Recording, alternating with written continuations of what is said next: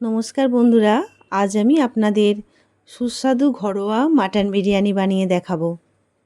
Mutton biryani বানানোর জন্য প্রথমে মাংসটা আমি ভালো করে ম্যারিনেট করে নেব।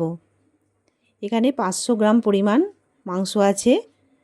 টক দই, বিরিয়ানি মশলা, কাশ্মীরি লঙ্কা গুঁড়ো, গোলমরিচ গুঁড়ো, আদা রসুন পেঁয়াজ কাঁচা লঙ্কা পেস্ট দিয়ে ভালো করে মাংসটা ম্যারিনেট করে 1 ঘন্টা আমি রেস্টে রেখে দেব।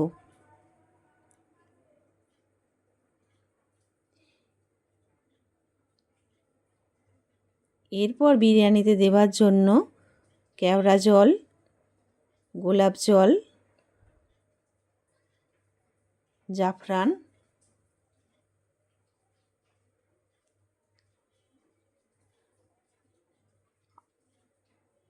কয়েক ফোঁটা মিঠা আতর,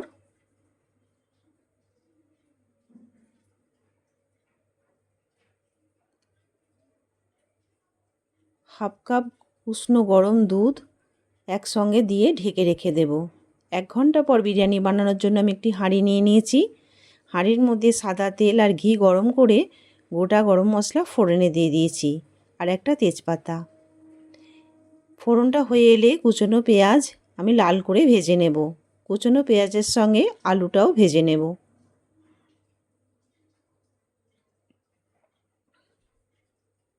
এদিকে চালটা বানানোর জন্য গরম জল বসিয়ে দিয়েছি, তাতে গোটা গরম মশলা দিয়ে দিয়েছি। আলুটা লাল করে ভাজা হয়ে গেছে, আলুটা তুলে নেব। আলুর সঙ্গে একটু ভাজা পেঁয়াজও তুলে নেব।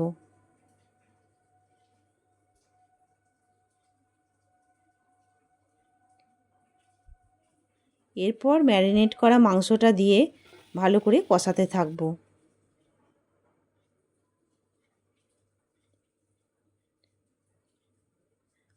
মাংস থেকে একটু তেল ছেড়ে এলে তারপর আমি উষ্ণ গরম জল দেব পরিমাণ মতো। খুব বেশি জল আমি মাংসের মধ্যে দেব না। এরপর লবণ দিয়ে মাংসটা 25 মিনিট ঢেকে রেখে দেব একটু সিদ্ধ হওয়ার জন্য।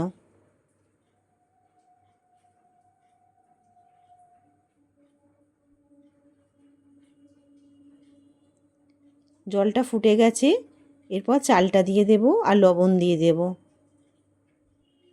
25 মিনিট পর আলু আর চালটা দিয়ে দেব।